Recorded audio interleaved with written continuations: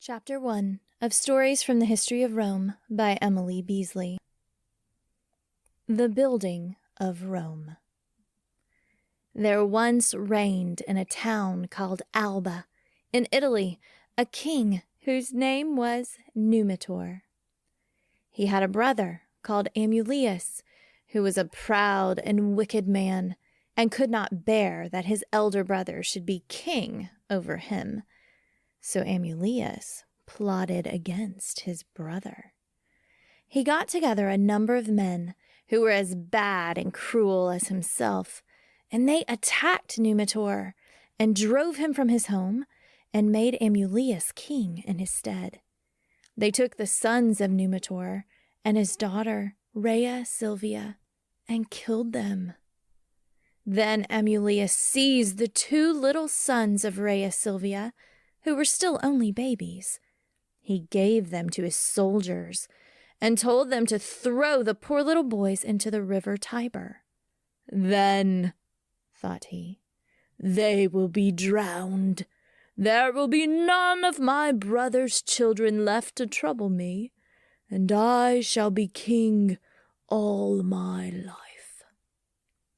The soldiers took the two babies in their cradle, lying side by side, fast asleep, and carried them to the river.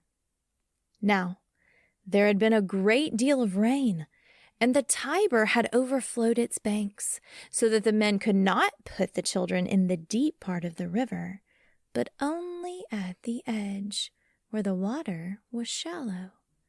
However, they thought that they would have obeyed the orders of Amulius if they left the little boys there.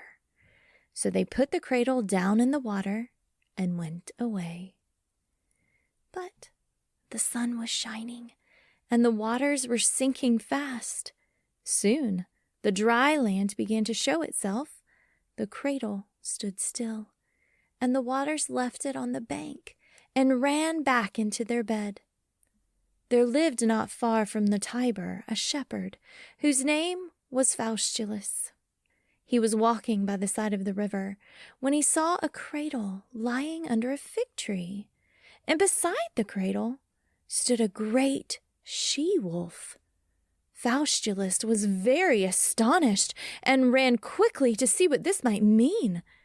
When he got near, he saw that in the cradle were two beautiful little baby boys, and the wolf was feeding them with her milk, just as if they had been her own little ones.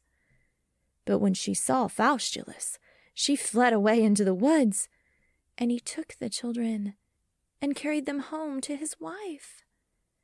So these two kind people loved the boys and brought them up like their own sons. Romulus and Remus, so the boys were called, grew up strong and bold and active.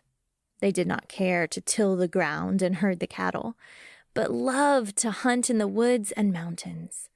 Sometimes, too, they would attack the robbers whom they met in that wild land and take their plunder from them. So it happened that many young men from the country round came to them and joined their expeditions, and of these Romulus and Remus were always the chiefs and leaders. Faustulus had heard that two grandsons of the king had been thrown into the Tiber, and he guessed that these must be the boys he had found. When Numitor, their old grandfather, heard of these two young men, he too thought they must be his daughter's sons. Then Romulus and Remus took their friends and companions with them and went to Alba.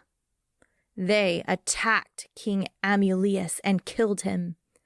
When Numitor heard of what had happened, he called the Alban nobles together and told them of all the wrongs he had been borne from his brother and all the story of his grandsons. While he was still speaking, the two brothers marched with their followers into the midst of the assembly, and they hailed their grandfather as king of Alba, to the great joy of all the Alban people. Now Romulus and Remus were not content to stay at Alba with their old grandfather, But they determined to build a new city for themselves.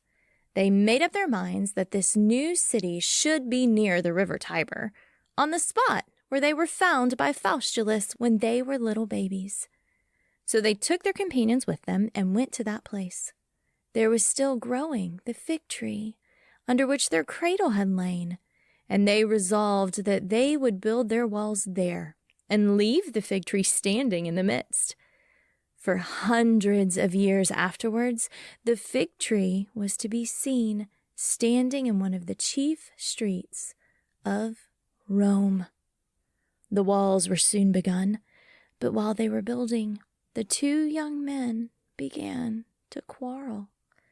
Remus spoke scornfully to his brother and laughed at him, and jumped over the wall that Romulus had just begun to raise.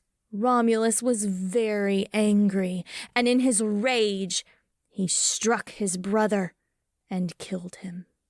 Thus, he became the only leader and king.